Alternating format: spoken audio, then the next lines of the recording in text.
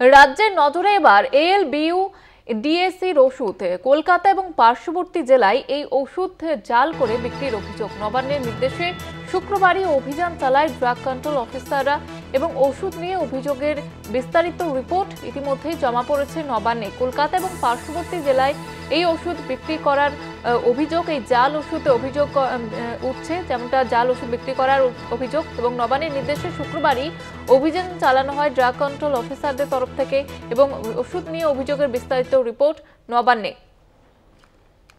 আপনাদের জানিয়ে রাখো, বিগত বেশ কয়েকদিন ধরে আমরা দেখেছিলাম যে জাল ওষুধের কারবারি বিভিন্ন জায়গা থেকে উঠেছিল, জাল ওষুধের যে রমরমার অভিযোগ, এবং সেই ঘটনার পরে এবার তৎপর রাজ্যের নজরে এবার এএলবিইউ ডিএসির ওষুধ কলকাতা এবং পার্শ্ববর্তী জেলায় এই ওষুধ জাল করে বিক্রির অভিযোগ। নবান্নের নির্দেশে শুক্রবারই অভিযান চালায় ড্রাগ কন্ট্রোল অফিসাররা। ওষুধ নিয়ে অভিযোগের বিস্তারিত রিপোর্ট নবান্নে। সেই ঘটনার পর এবার নবান্নের তরফ থেকে তৎপরতা গ্রহণ করা হয়েছে। আমাদের বিশেষ প্রতিনিধি দীপ্তিমান ভট্টাচার্য রয়েছে আমাদের সঙ্গে টেলিফোন লাইনে। দীপ্তিমান, কি জানা যাচ্ছে নবান্ন সূত্রে?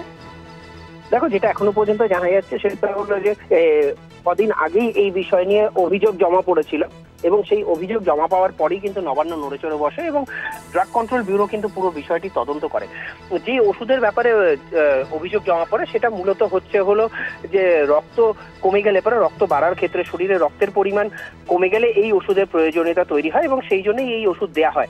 সেক্ষেত্রে এই যে অ্যালবিউডাক যে ওষুধটা রয়েছে, এই অ্যালবিউডাক ওষুধটা নিয়ে কিন্তু বেশ কিছুদিন ধরেই অভিযোগ জমা পড়ছিল। এরপরেই কিন্তু এই নির্দেশে উত্তর 24 পরগনার ব্যারাকপুর, সোদপুর অভিযান চালায় এই ড্রাগ কন্ট্রোল ব্যুরো এবং সেখানে এই ব্যাচ নম্বরের যে ওষুধগুলো, যেই ব্যাচ নম্বরের ওষুধ দিয়ে অভিযোগ এসেছিল সেই ওষুধগুলোকে কিন্তু উইথড্র করে নেওয়া হয়েছে এবং সেগুলোকে কিন্তু কি অসুবিধা রয়েছে, কি রয়েছে তার জন্য যাচাইয়ের জন্য পাঠানো হয়েছে।